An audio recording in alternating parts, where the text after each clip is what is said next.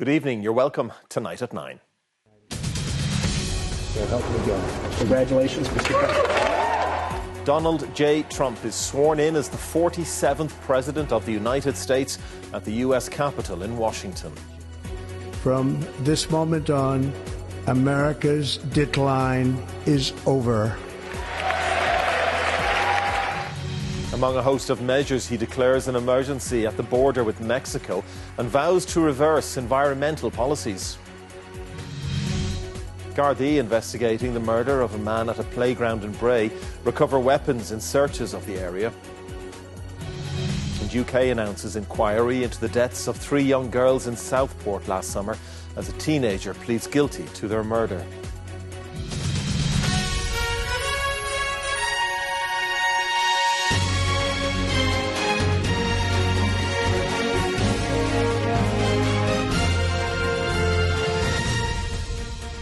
Donald Trump has been sworn in as the 47th US president and vowed that the golden age of America begins now. He immediately announced a blitz of executive actions, including declaring a state of emergency on the southern border with Mexico, as well as a national energy emergency. He also promised a new agency to collect taxes overseas, including from US companies based abroad. The extraordinary return of Donald Trump to the pinnacle of political power in the world's most powerful country happened inside the Capitol building, the very one ransacked by his supporters when he lost the election 4 years ago.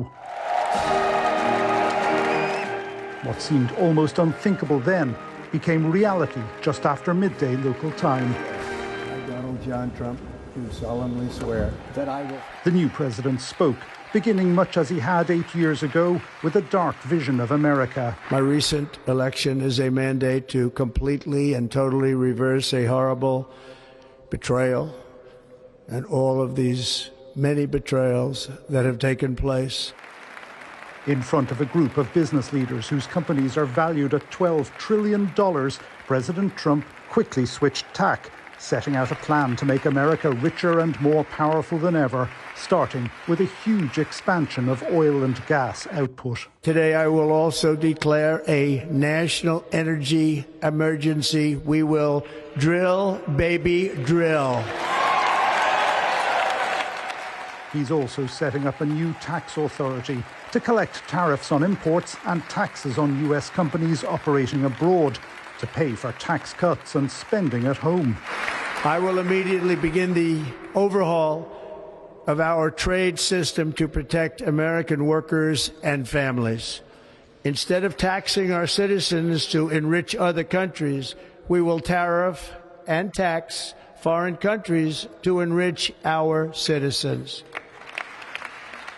And he's fulfilling his most fundamental campaign pledge, an immediate clampdown on immigration through emergency powers to seal the Mexican border. I will declare a national emergency at our southern border. All illegal entry will immediately be halted, and we will begin the process of returning millions and millions of criminal aliens back to the places from which they came. As he took the cheers from the audience, composed mainly of politicians, his predecessor, Joe Biden, slipped quietly away.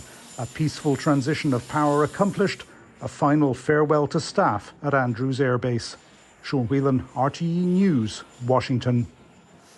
And Donald Trump used his inauguration speech to take aim at his predecessor's policies, including on diversity and gender. He also pledged to take back the Panama Canal and promised a manned mission to Mars. As a severe chill gripped Washington today, the United States prepared once again for 4 years of Donald Trump.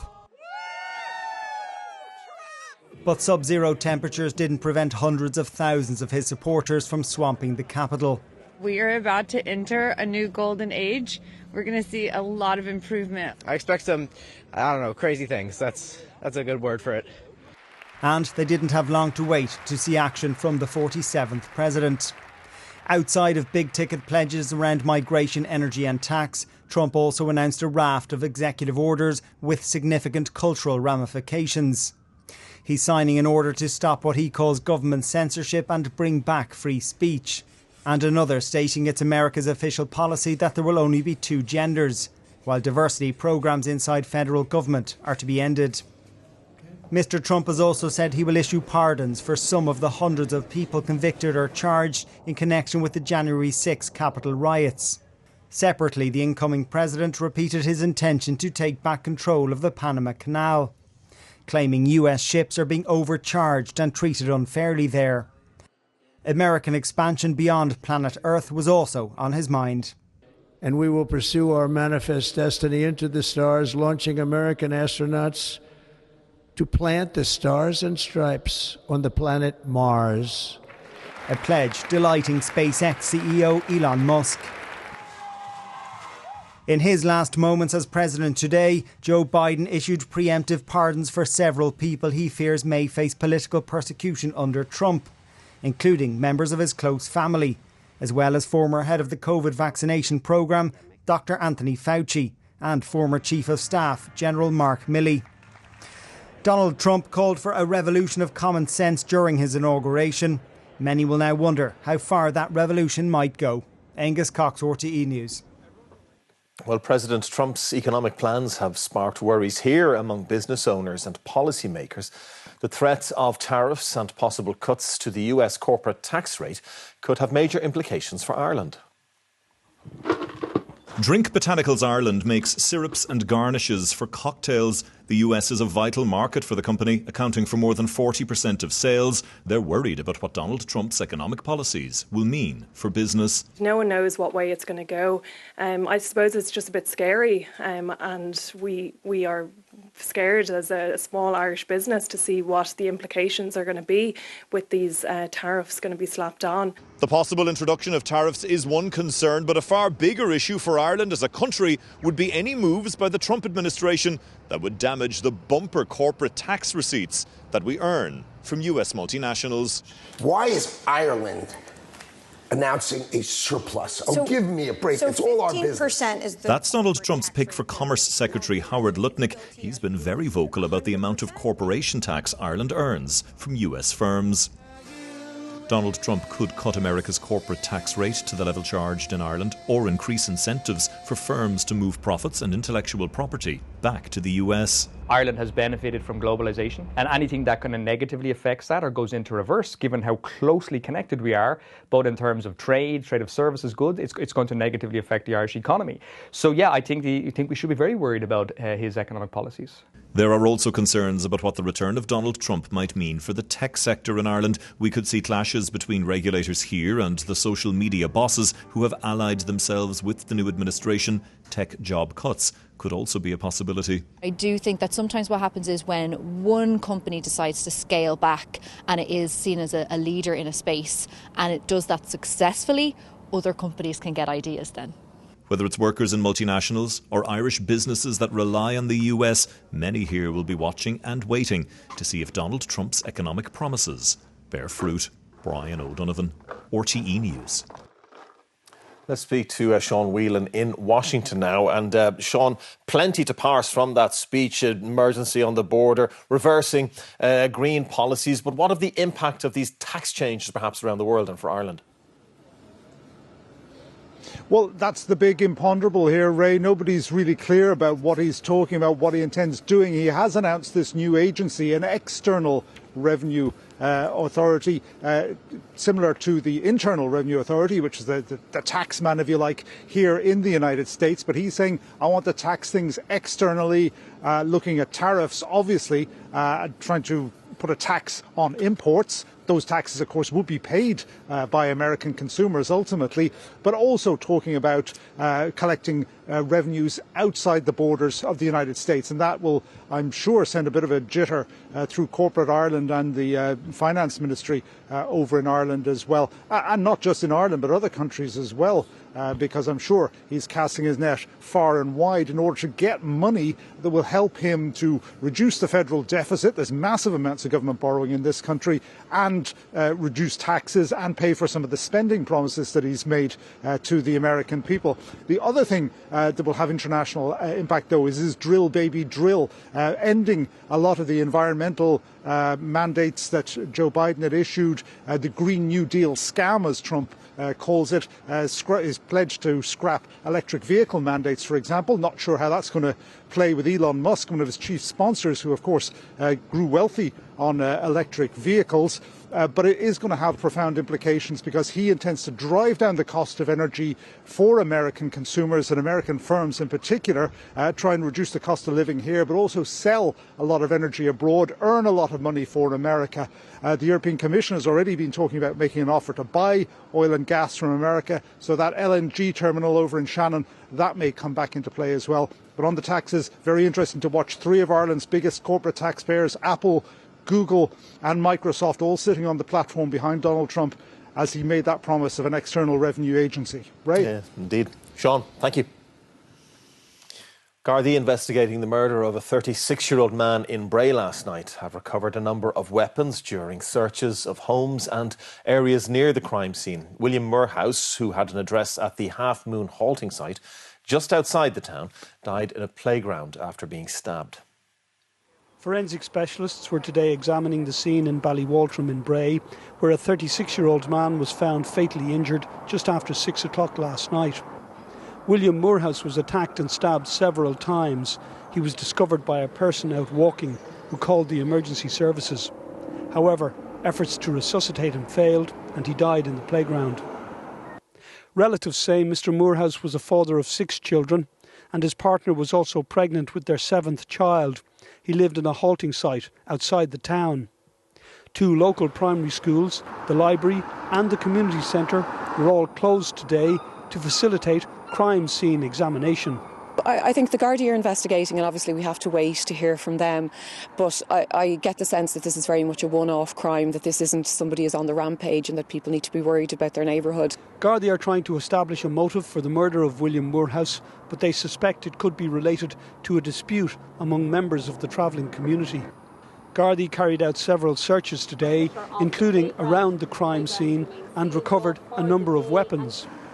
The Traveller Mediation Service, a partnership funded by the Department of Justice, which works to mediate in conflicts involving travellers, has been called in to assist. Gardaí believe that William Moorhouse was fatally stabbed after a fight, a so-called straightener, was arranged among a group of travellers. However, they believe this was an isolated incident and not part of any ongoing feud. But public representatives here have appealed for calm to allow the Gardaí to do their job. Paul Reynolds, RTÉ News, Bray, County Wicklow. In the UK, a teenager has pleaded guilty on the first day of his trial at Liverpool Crown Court to murdering 3 young girls in a knife attack in Southport last July.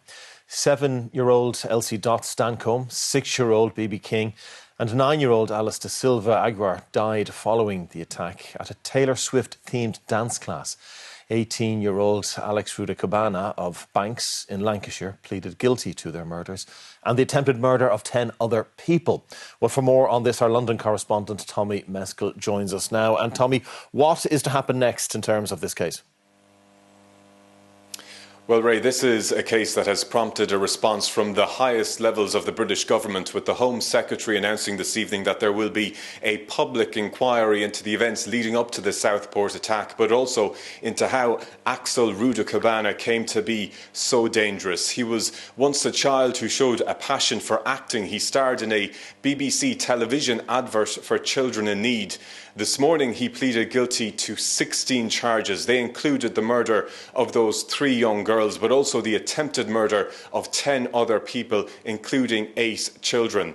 That surprise guilty plea this morning to those 16 charges meant that information that was previously withheld from the public for fear that it could prejudice the trial, that information has now been released today. And what we have learned is that on 3 occasions, Axel Ruda-Cabana was referred to an anti-terror programme. But more than that, he also came into contact with the police, with the courts, the youth justice system and social services. And so many people are saying that answers are needed as to how he came to carry out these attacks in Southport? Why was he not stopped? The Prime Minister, Keir Starmer, has also intervened and has vowed that no stone will be left unturned in the pursuit of those answers. This was an attack last summer, Ray, that shocked the country. It led to violence and riots across the UK, including in Northern Ireland. As of yet, no motive has yet been established for the Southport attack, but on Thursday of this week, Axel Rudakabana, the 18-year-old, will be sentenced. Tommy in London, thank you. Now, still to come on the 9 o'clock news tonight, fragile ceasefire holds as aid flows into Gaza. And Defence Forces member gets 8 years for the rape of a fellow soldier at a Dublin hotel.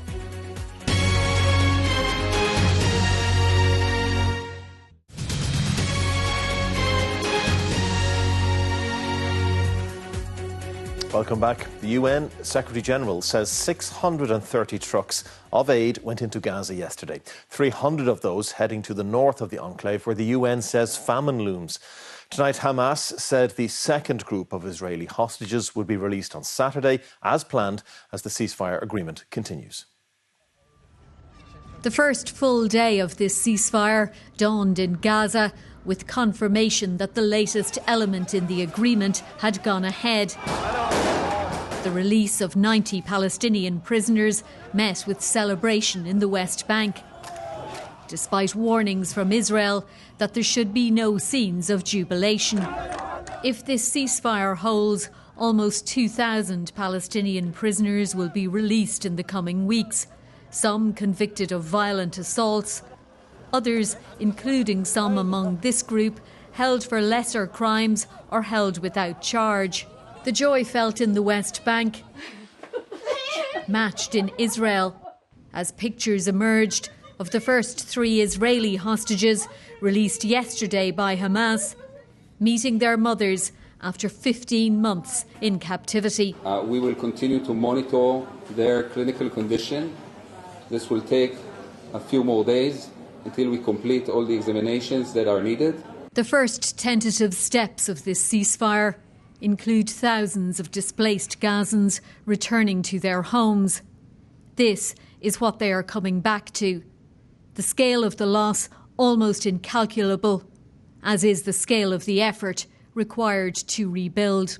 More than 630 trucks with humanitarian aid entered Gaza yesterday, at least 300 of them to the north.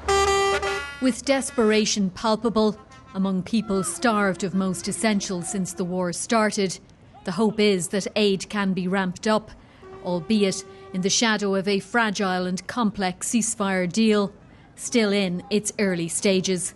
Fiona Mitchell, RTÉ News. Let's talk now to our Deputy Foreign Editor, Edmund Heafy, who's in Tel Aviv. And Edmund, the initial exchange is taking place, a fragile ceasefire holding. What are the next steps now? Well, Ray, over the next 6 weeks, we're going to see further prisoner for hostage exchanges. As you mentioned there, Hamas has said in the past hour that the next release of Israeli hostages will take place on Saturday, and we expect that one to follow a similar formula to the one we saw yesterday, which is that tens of Palestinians will be released for every Israeli hostage.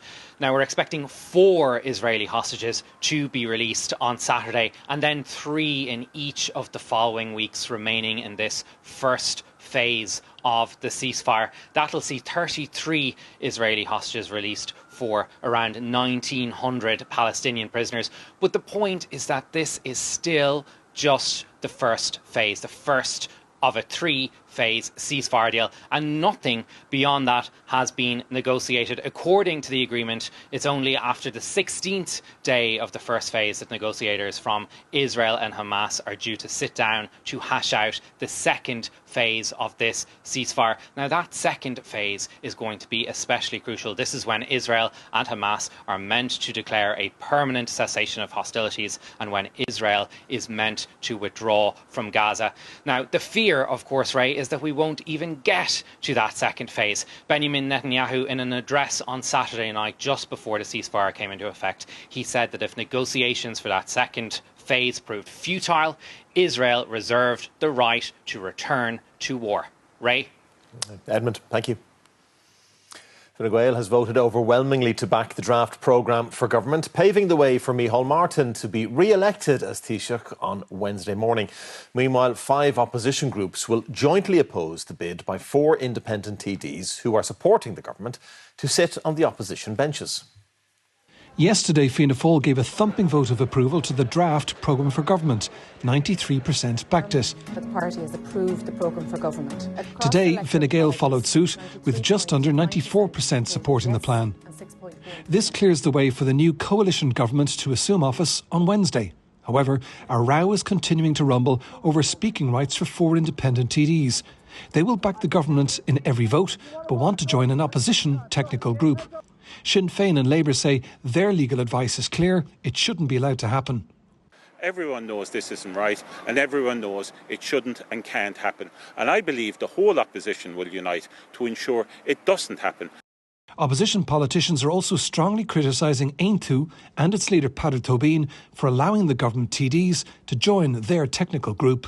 I'm calling on Aontú, who are facilitating this through their membership of the regional technical group, to actually withdraw from that group so that the entire opposition can oppose what government backbenchers are trying to do. He came out before the election saying that he was going to work to hold this government to account, the same as we all did. So you're not holding them to account by propping them up. In a statement to RTÉ News, the Aontú leader Peadar Tóibín said that his party completely opposes this incoming government. But defending his party position, he said that any TD who isn't a member of a technical group has little or no speaking rights. He said the reform of standing orders was the solution. But Peadar Tóibín can expect a really rough ride from his fellow opposition TDs over the coming days. Paul Cunningham, RTÉ News, Leinster House. 2 former partners of a member of the Defence Forces convicted of rape have come forward to contradict testimonials given in his favour at a sentence hearing.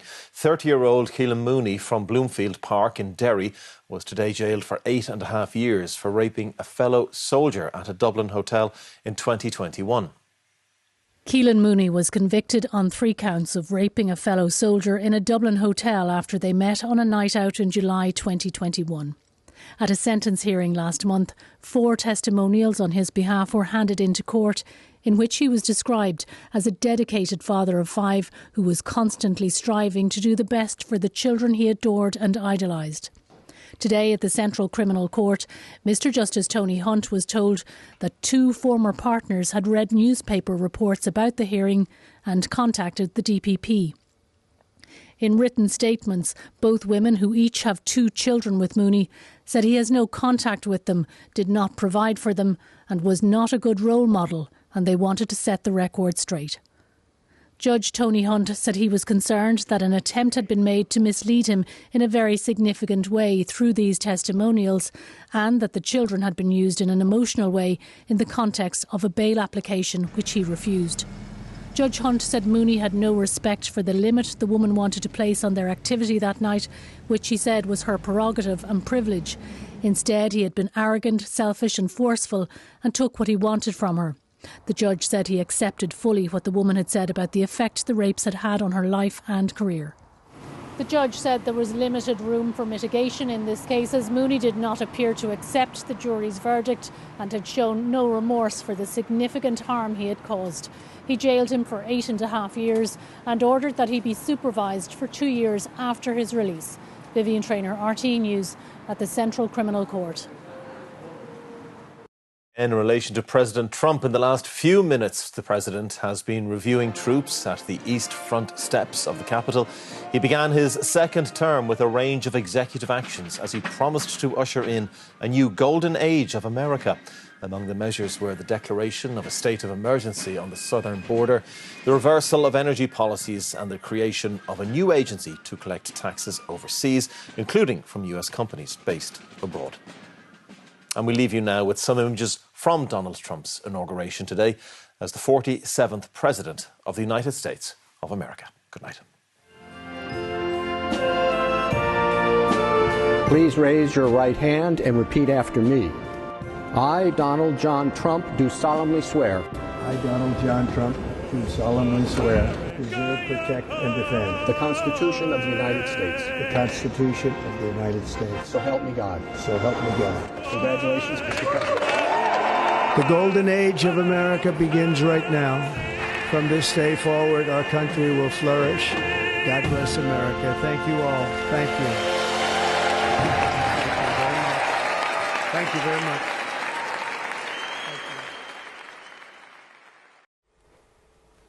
Hello there and a very good evening to you. Well, our weather is fairly quiet at the moment and it will continue fairly quiet as we go through Tuesday and Wednesday, just some patchy drizzle or a few showers in places. But from Thursday onwards, it's going to become much more unsettled.